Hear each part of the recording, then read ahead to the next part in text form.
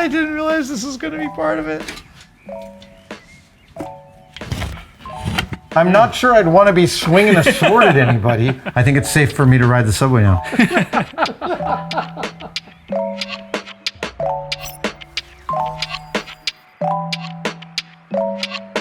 Hey everybody, Adam Savage here in the Armor Conservation Lab at the Metropolitan Museum of Art with Sean. Sir, how are you? Doing well yourself? Oh, I'm so excited, man, because we're going to talk helmets. Yeah. So there are a lot of different types and styles of European helmets, right? Yes, so we're going to do a bit of an abbreviation here. So what we're going to mostly stick with is really like the full face cavalry helmets. Okay. I think is a good way to covered your look at whole it. head. Yeah. And kind of watch that change over time and some of the different ideas they were playing with. But we're going for real heavy cavalry on horseback, not your grunt on the ground kind of thing. Right.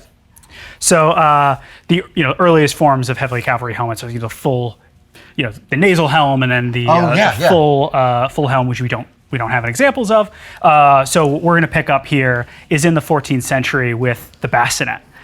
So here we have pretty well preserved bassinet in our collection. Here on the side, you've got the leather strap that would have had a male collar sewed to it.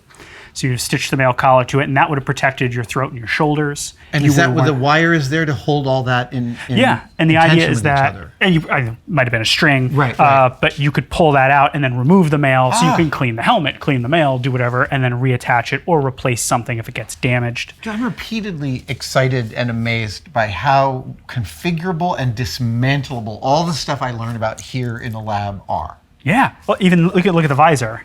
And you'll see this on other helmets too, is you have a little pin here. So you've got the pivots, but it's almost attached almost like a hinge configuration. Yeah. And they don't have threaded nuts and bolts yet. Oh. So they've peened this pivot point, very lightly which peened. will later be a threaded bolt here. Yeah. But so in order to clean your helmet, you need to be able to pop the visor off. And so most of the visor comes off. It's just held on by this pin, but then you can reattach it. And then once you have the threaded nuts and bolts, they just stop doing that. They don't need it. They just pop the visor off. So, and here you can see how they're really thinking about incoming blows. Yeah, right? I'm looking at the eyes have almost a solely horizontal opening. Yeah, it's barely vertical. Mm-hmm. And you've got these really sharp angles designed to deflect arrows away from the wearer to guide it away. And then this little bump here to make sure they don't slide into your eye. Exactly, to kick it away from all the vulnerable areas. Even the breastplates at this time might have like a raised stop rib on it to try and kick pieces away rather than have it guide it up into your underneath into your throat. Yeah, and you've got what looks like a mouth here.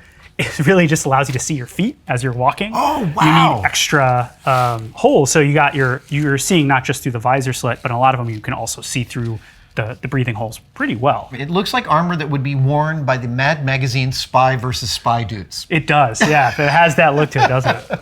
Another thing I want to pick out, which you'll see, is the left side of the face doesn't have any air holes. And you see this is not all the time, but it's very common. You are most likely to receive a blow on this side of the face. Right? Because everyone's right-handed. Everyone's right-handed. That's so cool. Why add a weak point there when you can just put it here where you're just less likely to get that kind of damage? Wow. So just in the same way a batter might be nervous about a left-handed pitcher, the cavalryman might be nervous about a left-handed swordsman. The lance came out of the left side. Yeah, that might surprise you. So now a bassinet's a great helmet. I mean, I wouldn't say there's anything wrong with this. It protects you really well.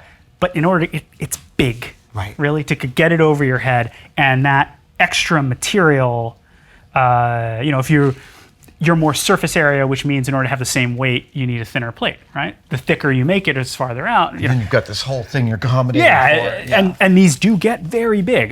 You end up replacing the male with big collar lames, and the latest version, which we'll see sort of a later variant of, you can't even move your head. It just sort of sits on your chest. Yeah. Right? So this is great, but if you want thicker metal, you want to bring it closer into your head, but how the hell are you to get in there, right? Right. So one of the most ingenious ways, the early ingenious ways they came up with it is what's called the armet. This is the first time you can really get the plate very up close to your face. It's a much more close form fitting to the whole shape of the head. There's no big scoop over here. Yeah. Amazing. And again, you still have all those angles, but everything's tighter in it. It's closer into your face and thicker for about the same weight. This is a little bit heavier than that overall. I think this thing's like 8 pounds. This comes in at 10, I think. So here you've got these in the early versions. This is about 1470. You have what's called a wrapper. So that is a reinforcing piece that protects the front of the throat. This guy's expecting to face off with other guys similarly armored with couched lances. Serious problem. So you've got the reinforce on the lower face. You've got a brow plate to reinforce up here. But if we take that's all. It's like a placard for your forehead. Yeah.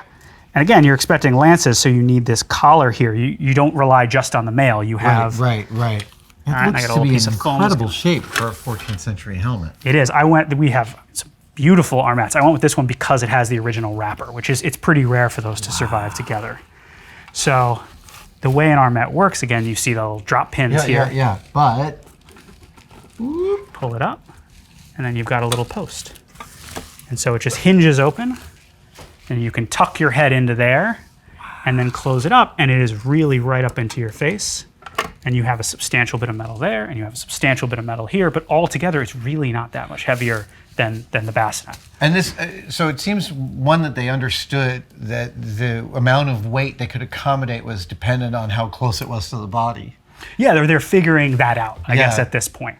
The bassinets tend to get bigger and bigger, and then they sort of shrink in, So it also, I'm also curious about, does this represent like an engineering shift in how everyone was thinking about helmets with the armet? I think so. Yeah. After this point, it is really everything's very, very close in. It doesn't expand back out again. Right. Except when you're dealing with tournament helmets, but even then it's still relatively close to the face, and it's just might be bigger so that you can move your head inside of it or something. I will say, just from personal reflection, having worn a lot of costumes and strapped a lot of weird, heavy things to my head, I can easily see that I could have a neck injury in that just from the leverage out from the center of where my muscles are activating of the weight that's going on. So it strikes me as totally critical to get all that as close as possible. Yeah, and I think you're just kind of floating around in these things. Yeah. I've no doubt you can wear this and see perfectly fine, but the farther away your vision slits get from your eyes, I think it's the harder it is. The closer it is, the more your eyes just focus past it. And this post here is just for lifting it up? Yep, just a little lifting post. In the back, we've got this post here would have had a rondelle on it. Supposedly it's to protect the strap of your wrapper from being cut. It may really just be decorative. I'm not sure how much weight it's actually pulling, but that's why you would have this post here. So the post keeps the wrapper the strap from dropping down, and then the rondelle protects it from being cut. So no one just makes one quick little slice and your helmet just comes off. Yeah. There are incredible variations among the same styles. So this is another armet. This one's German. I was going to say it's German. Yes. German from... I'm learning from you guys slowly. Well, and I want to show you, it is, structurally speaking, it is the same thing. We got a little locking catch there. Oh, nice. And we got a nice little turning pin here. And so it is the same thing, right? It's precisely engine from armet. a structural perspective, But stylistically, it's completely different. More different. And that's what you see is you have a structural style, like a structural system, and then onto that it has any number of different stylistic interpretations. So in this one we don't do the wrapper. You have your breaths here, everything's exposed. To protect your throat, it's actually sort of embossed, and it fits around the collar of the gorget. I think the Gilman armor you put on has the same construction. Right. So it slides over it. Yeah. And that's a very strong weight. Nothing's going to skip up in there. It's all, you've become one piece with your armor in a way. Some in the, say an open-faced helmet might be in the 6-pound range, and then 8, 9, 10 for heavy cavalry helmet. You can get heavier than that. Certainly when you get into the tournament helmets, that's where you get very, very heavy things. Oh, it's really fun to line up and see where they didn't get things exactly right. Always a little wonky, the visor slit. Yeah, when you're putting one on display and you're like, oh, well, the visor slit's completely off. And then you turn it and you're like, oh, that's wrong. So at the time, the Italians are making armets in Germany and other parts of the world as well. You are using the sallet. It's one of my favorites. I was going to get that one right, too. So here we have, this is a one-piece sallet with a visor sit cut into it.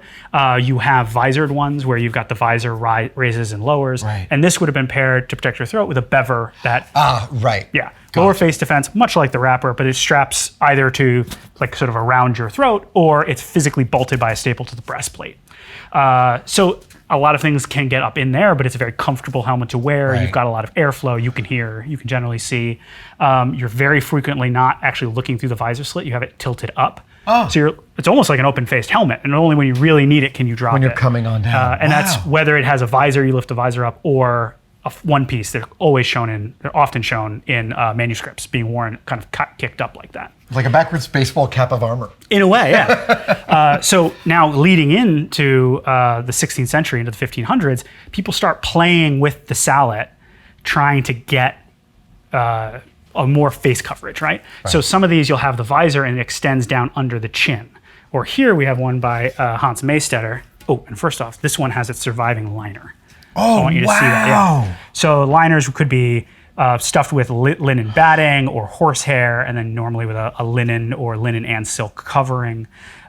This is a beautiful surviving 15th century one. Incredible. It looks like in an ideal world, it's almost like the helmet is floating on your head.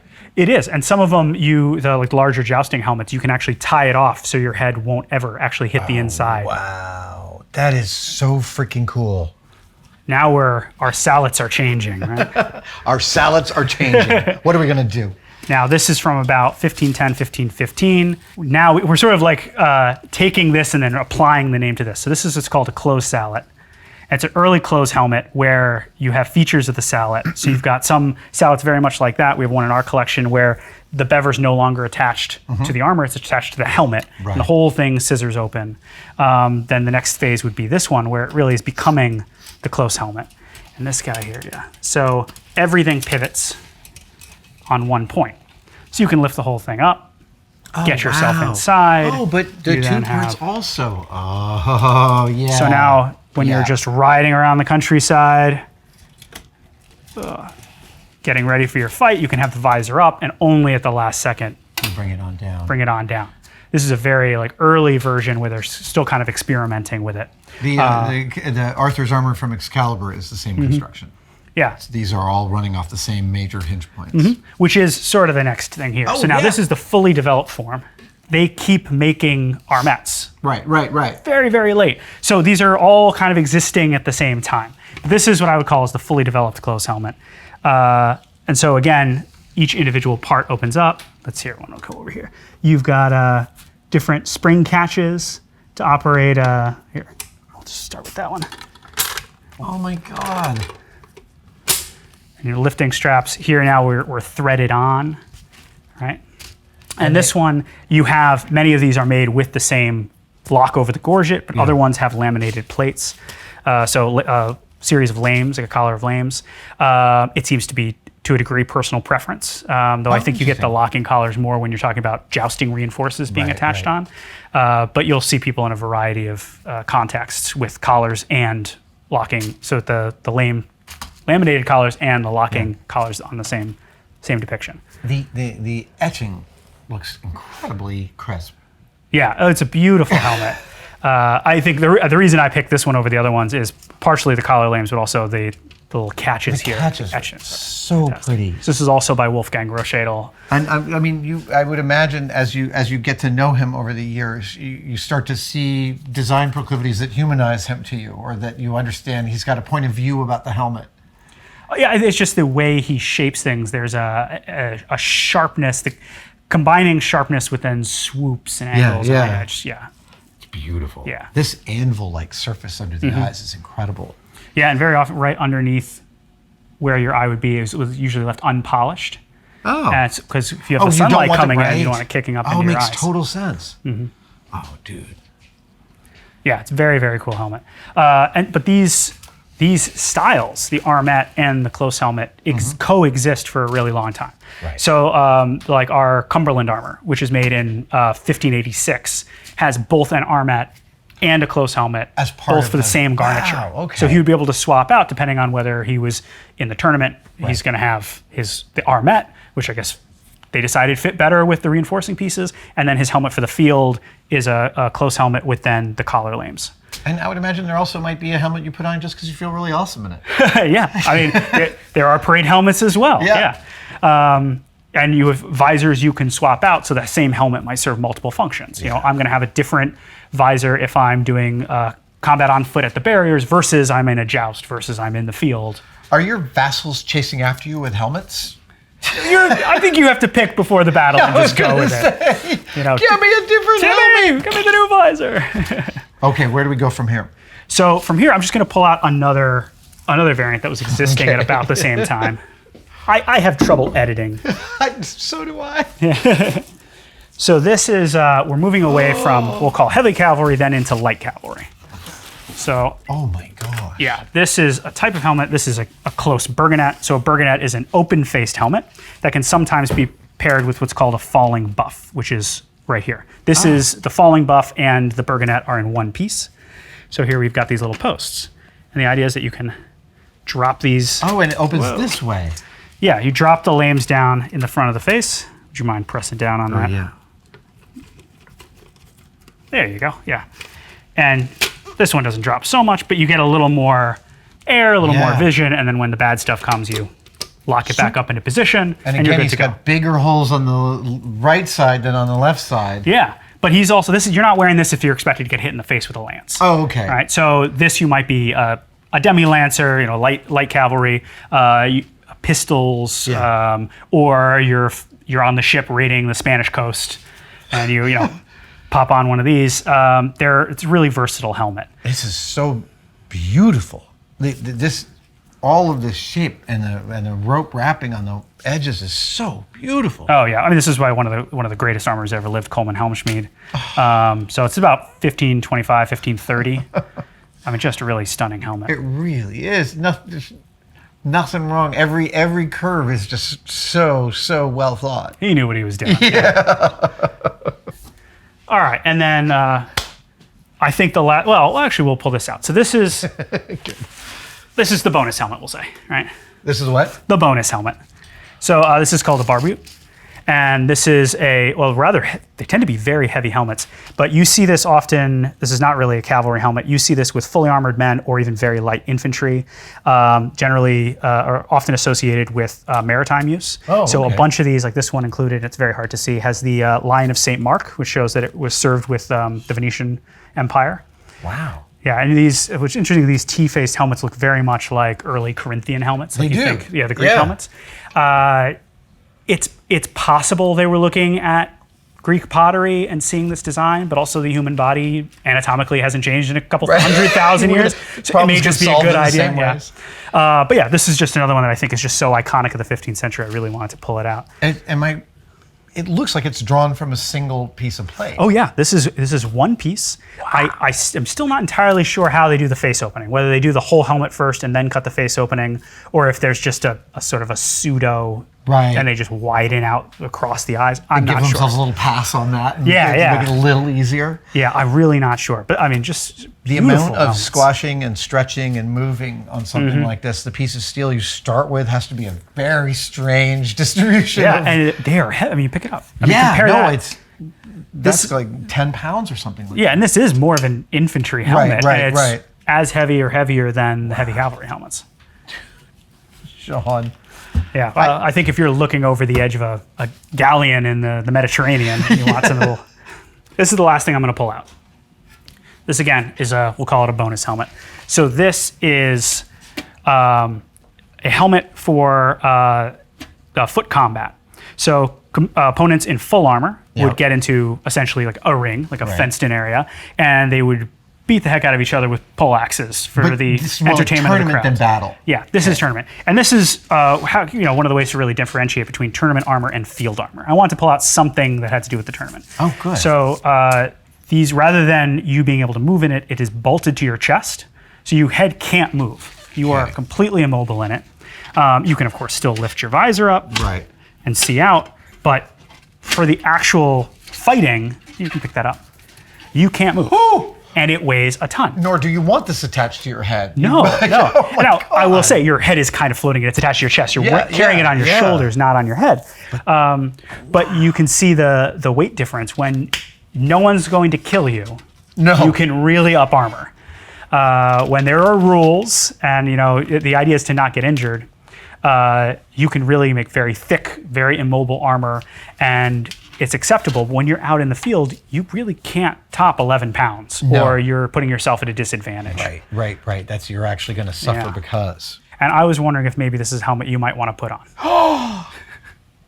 Yes! You have to cover my whole head in a plastic bag. I am going to put it in a little balaclava here. Oh, I didn't realize this was going to be part of it. Yep. We're doing good. Are you doing all right? Yep. Okay. Ooh, good God, that's heavy. Here, I'm putting these back on. Question is, can you see out of it? I can see out of it. I'm not sure I'd want to be swinging a sword at anybody. Because how about a poleaxe? You kind of have to keep moving in order to resolve an image. Mm-hmm. Oh my God. Now, fortunately, you wouldn't need to be in it for long. No, and also, like, I'd give you a baseball bat and I wouldn't worry that it would hurt me. That's spectacular. Oh my God. I think it's safe for me to ride the subway now. Sean, thank you so much, man. My pleasure. Thank you guys so much for watching. One of my favorite things we make in our tested store are demerit badges. These are like scout badges, but for screwing stuff up, because screwing up is not just a part of the making process, it is intrinsic to it, and we like to celebrate that. We've got 27 so far in the supervisor's bundle that you can go buy right now by clicking on the link in the description, but we also have a booster pack of some brand new patches. This is the demerit badge for burning off your eyebrow. I am proudly sewing that to all of my clothes. This is the demerit badge for having a messy workbench, which I do not get today. My workbench is super clean. And we have new octagonal patches that are, merit badges. This is the merit badge for sweeping up your shop. Congratulations. I'm so proud of you. And this, oh my God, this is great. This is the merit badge for creating a clean space on your bench. Hey, we got to take our successes where they come and meet them there. Go to the tested-store.com or adamsavage.com to buy any of these, or click on a link in the description.